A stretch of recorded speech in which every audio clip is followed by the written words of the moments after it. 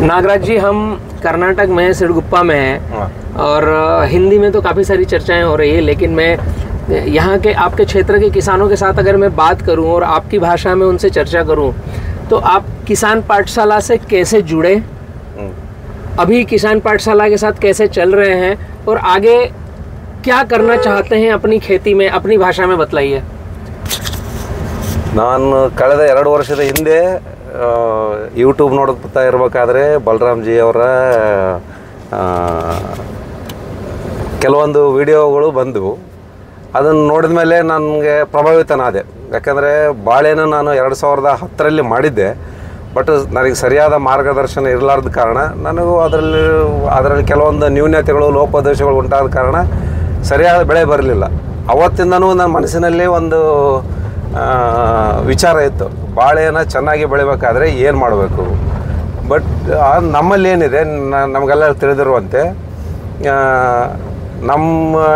ನಮ್ಮ ಪ್ರದೇಶ ಪೂರನೂ ಭತ್ತದ ಪ್ರದೇಶ.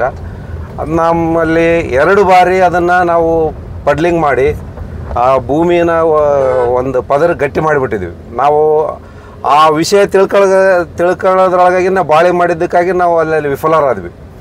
ಈಗ ಬಲರಾಮ್ ಜಿ ಅವರನ್ನು ನಾಗ್ಪುರದ ಇವ್ರ ಪಾಠಶಾಲೆ ಕೂತ ಮೇಲೆ ಬಾಳೆಯನ್ನು ಸರಳವಾಗಿ ಬೆಳಿಬೋದು, ಆಮೇಲೆ ಲಾಭದಾಯಕವಾಗಿ ಬೆಳಿಬೋದು ಅಂತೇಳಿ ಮನವರಿಕೆ ಆಯಿತು. ಅದಕ್ಕಾಗಿ ಸ್ವತಃ ಹೋಗಿ 1000 ಕಿಲೋಮೀಟ್ರ್ ದೂರ ಹೋಗಿ ಅವ್ರನ್ನ ಭೇಟಿಯಾಗಿ ಈ ರೀತಿ ಮಾಡ್ಬೇಕಂತ ಹೇಳಿದ ಮೇಲೆ ಭಾಳಷ್ಟು ಮುತುವರ್ಜಿ ವಹಿಸಿ ಅವರು ಅಲ್ಲಿಂದ ಇಲ್ಲಿವರೆಗೂ ನಮ್ಮ ಏರಿಯಾಕ್ಕೆ ಬಂದಿದ್ದಾರೆ ಇವಾಗ. ಅದಕ್ಕೆ ಈಗ ನಮ್ಮ ಹೊಲನ ತೋರಿಸೋದಕ್ಕೆ ಅವ್ರು ಕರ್ಕೊಂಡು ಹೋಗ್ತಾ ಇದ್ದೀನಿ. ಒಂದು ವಿಷಯದ ಬಗ್ಗೆ ನಾವು ಏನಾದರೂ ಯಾವುದೇ ಒಂದು ಕೆಲಸ ಮಾಡಬೇಕಾದ್ರೆ ಅದರ ಆಳವಾದ ಅಧ್ಯಯನ ಭಾಳ ಮುಖ್ಯ ಆಗಿರುತ್ತೆ.